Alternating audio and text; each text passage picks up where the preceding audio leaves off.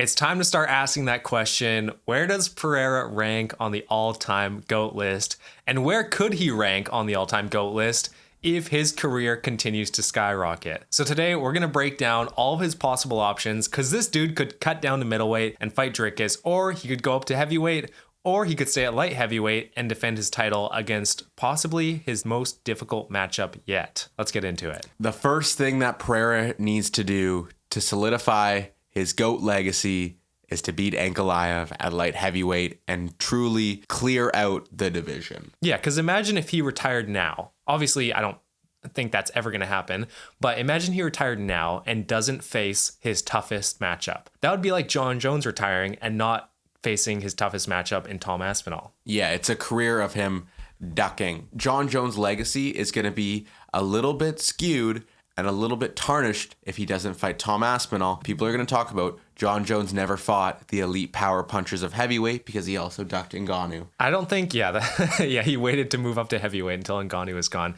But I don't think it's quite the same because Pereira doesn't have as long of a title reign as Jon Jones, and he hasn't solidified himself as even the GOAT of the division because that's already Jon Jones. Yeah, and I don't think that Pereira had been in light heavyweight long enough to be a division GOAT, but he has the potential to be the UFC GOAT. Yeah, if he wins 3 belts, is there any argument at all for him not being the GOAT? I saw a Twitter thread about this. I'm not going to be able to find it because it was just a random one, but I was on Twitter and I saw someone talking about this same topic. If he wins 3 belts, if he beats Jon Jones or Tom Aspinall for the heavyweight strap, where does he rank all time? And one of the replies was, his ranking doesn't change from where it is now. Like, how can you say that?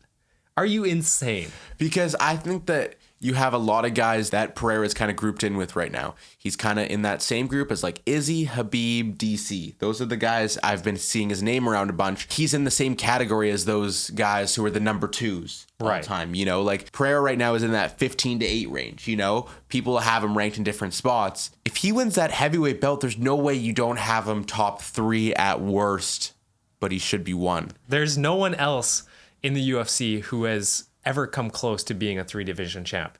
Jon Jones, I don't think he could cut down to middleweight. It would be extremely difficult. And he did move up to heavyweight, beat Gon, which was, looking back, a good stylistic matchup for him. Gon didn't look like he was trying at all. If Pereira defends his belt against Ankalaev, how do you see that fight going?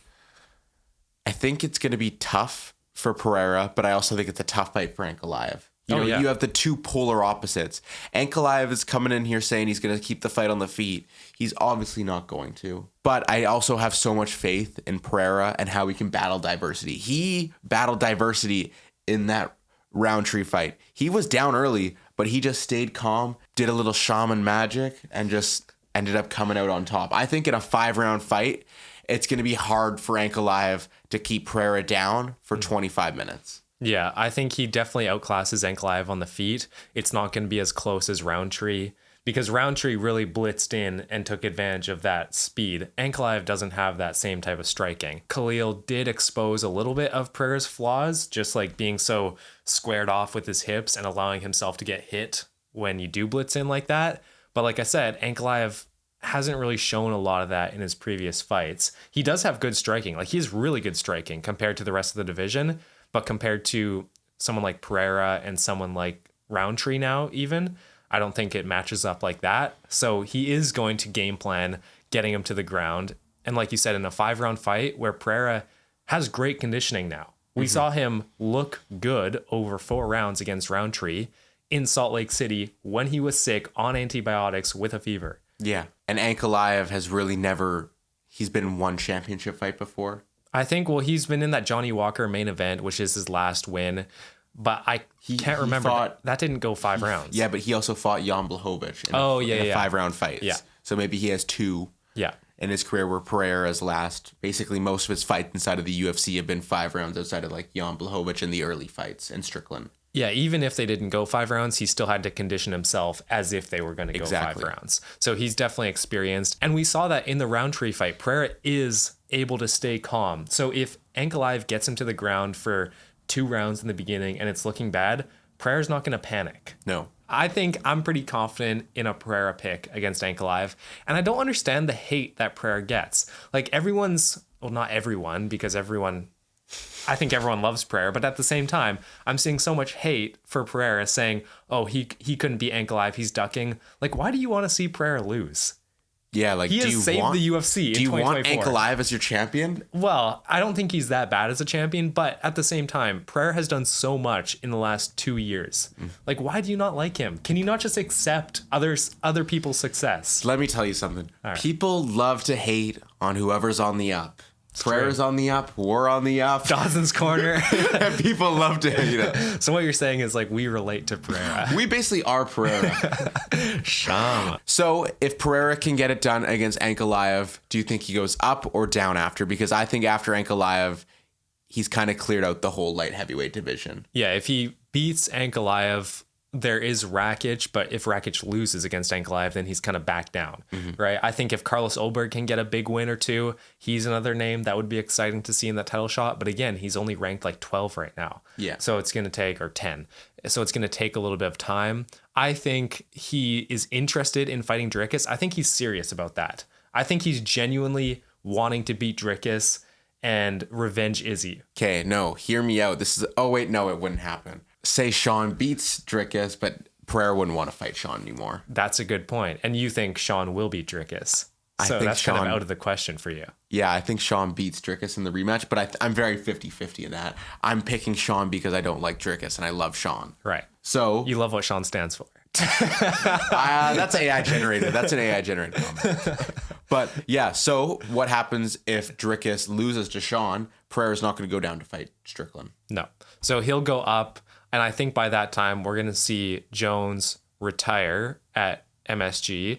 And then Aspinall is maybe going to fight Gon or Volkov, the winner of that fight. I think he's going to fight Volkov. I think Volkov wins that fight. It's entirely possible. But at the same time, because he's already beat Volkov in a pretty good fashion, he got the straight arm lock, I think. I don't think they would be super excited to make that fight happen again. So I think you just make Pereira versus Aspinall and make a super fight. Give us a super fight. Yeah, I don't think the UFC is like in a rush to make Volkov Aspinall too. If they have to, sure, they'll make that fight because they know that it'll be hard hitting. I think in a real world, Pereira gains a lot more from going straight to heavyweight. I don't really know if he has to go down to middleweight. What does it really do? No, it doesn't do that much for him. Like if he could hold all three belts at the same time, that would be unreal.